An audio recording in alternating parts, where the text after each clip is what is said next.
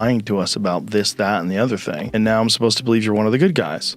You're one of the straight shooters now. I know this guy has an obsession with money.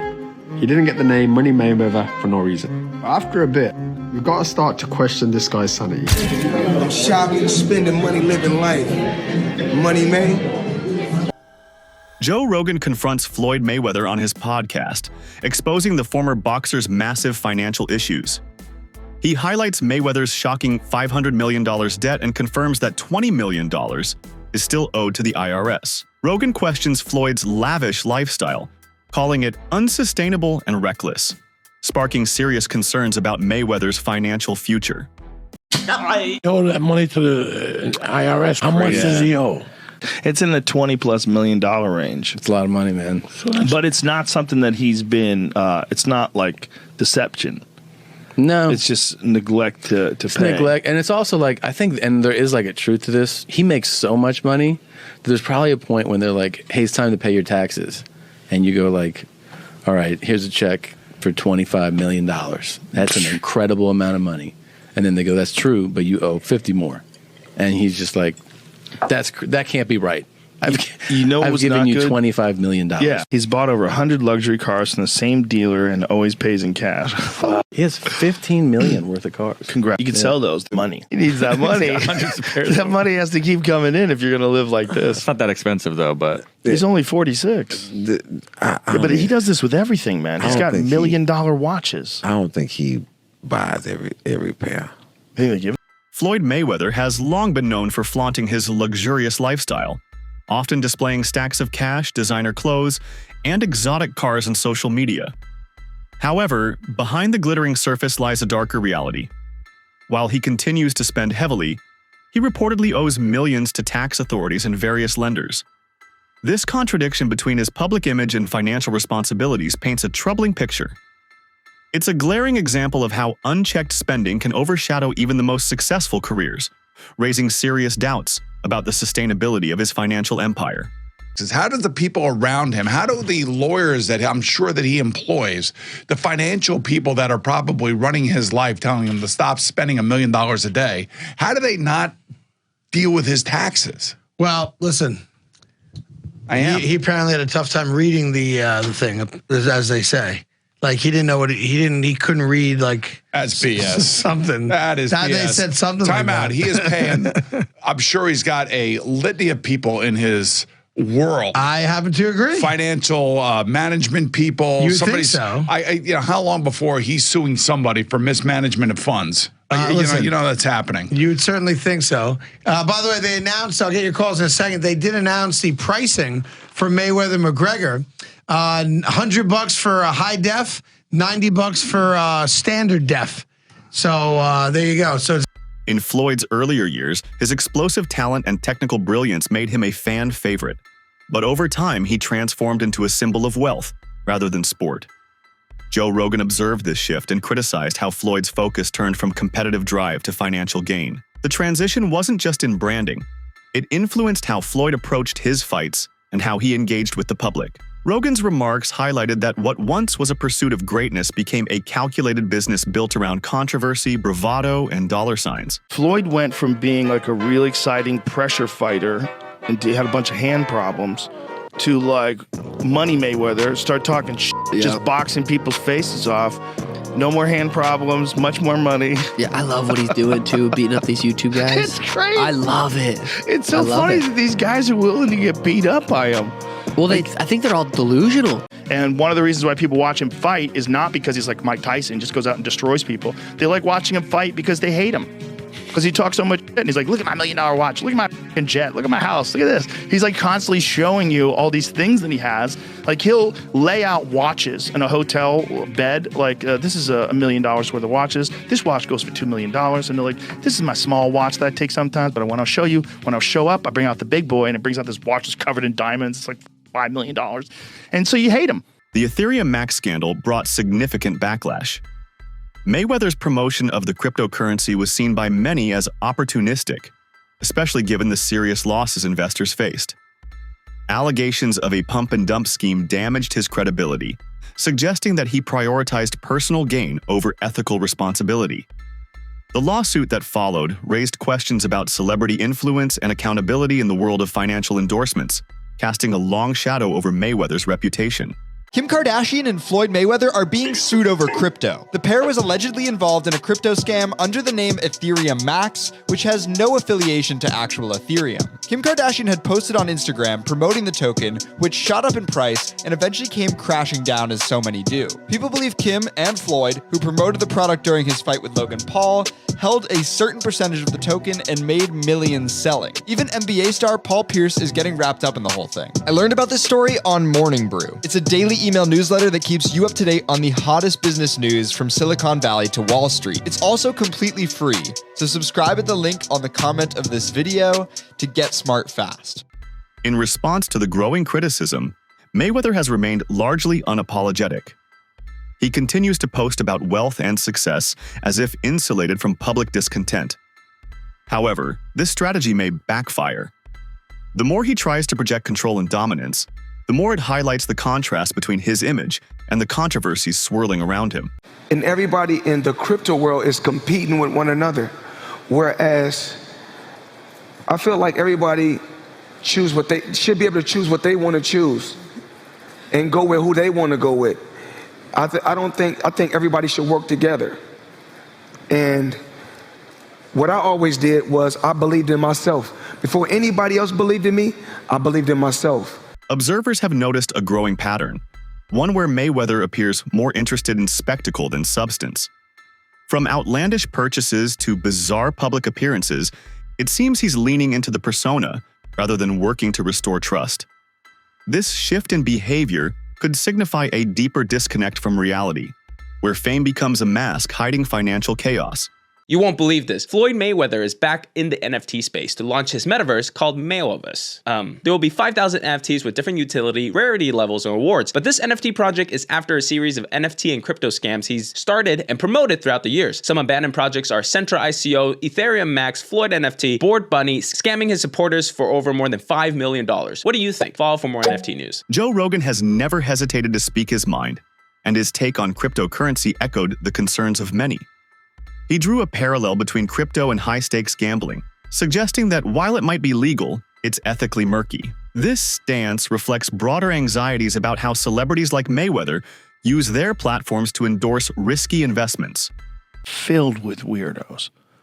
Like everyone that I've talked to that wants to come to me with some idea, it's always very strange. Like when people have come to, like my business manager with financial propositions, it's logical. Like it makes sense. Oh, invest in this. This is a fund and it does this and this is how you get a return on your investment. None of that stuff ever made any sense to me. I avoided all of it, luckily, but I was propositioned by multiple different entities about these kind of things. And I was like, I don't know what you're saying. I don't know, like, why would anybody buy an NFT? Like, it's a non-fungible token, and then you put it in a NFT wallet, and you have this thing. I'm like, but I have the same thing on my phone. I can take a screenshot. Rogan's critique extends to the culture surrounding digital investments. He pointed out how people, lured by the promise of fast money, often overlook the volatility and lack of transparency in the crypto space. His dismissive term for NFT enthusiasts underscores how disconnected he feels from this growing trend. The comment serves not only as a personal opinion, but also as a cultural commentary on how quickly hype can replace reason when it comes to financial decisions. It seems like it's legal gambling is what it is. And it seems like, even though it's horrible to do and very unethical to dump it, to pump and dump it, it seems like that's legal for some weird reason. Because I know that's the turmoil around the Haktua coin. I want to start by saying thank you to all my true fans and all the people that actually watch my stuff and they keep up with me. We're trying to sort out all the pieces and stuff to get all this figured out and make everything right. Oh my God, I'm going to cry. No, don't cry. Don't cry. That's the fear about the Trump coin, and because anybody can kind of make money now, which is so strange. And we're like, we make a JRE coin. What if we didn't dump it? What if we didn't pump and dump it? Like, what would it be for?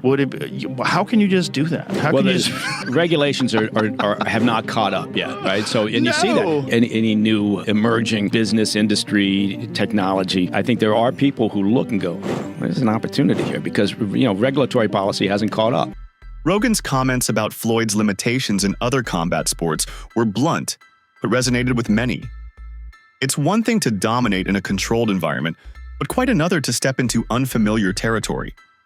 Rogan's criticism underscored that Mayweather's brand of confidence doesn't translate to credibility in every arena. It's a reminder that wealth alone doesn't buy respect in disciplines where genuine skill still reigns supreme. Floyd Mayweather applying for MMA license wants 6 to 8 months to train. He's screwed. First of all, they should give him everything they can get their greasy paws on to get him to fight Conor in an MMA fight. You'd be screwed.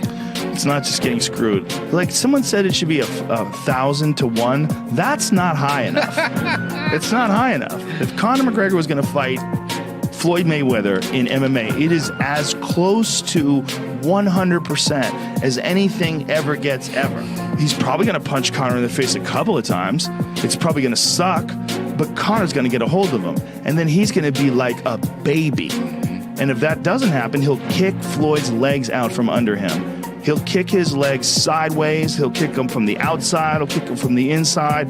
He'll stay way the fuck away from any sort of a range where Floyd can punch him. It'll be a completely alien range for Floyd. The fight with Conor McGregor became symbolic of Mayweather's business-first approach. Rather than a competitive bout, it was widely viewed as a financial arrangement wrapped in hype. The fact that Floyd came out of retirement for this suggests that monetary incentives outweighed any passion for the sport. It exemplified how he has turned his legacy into a commercial product. Okay, so your new contract, you wanted no extensions. That's one thing. Yeah, makes sense. That's one thing. Okay, what was one of them? The ability to box? One of them was the ability to box.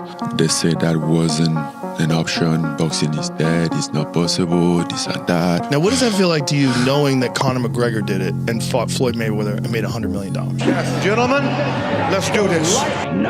A bitch, nigga, that's that shit I don't like. No. Sneak designs, that's that shit I don't like. A snitch. Bravado has always been part of Floyd's persona, but repetition has dulled its effect.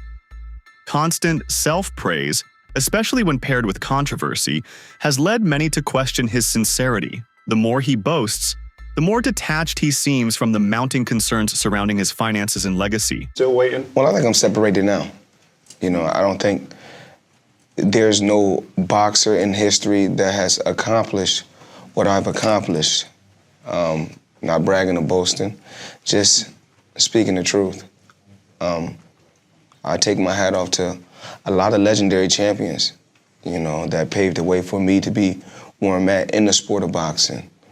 But that was their era, and this is my era. I had a tremendous career. And we got young fighters that's on the rise, that's under our banner. The ultimate goal is to find the next Floyd Mayweather that can break my records. So is Gervonta Davis. Family members expressing concern show how deep the disconnect has become. Jeff Mayweather's confusion and emotional distance reveal more than just business differences.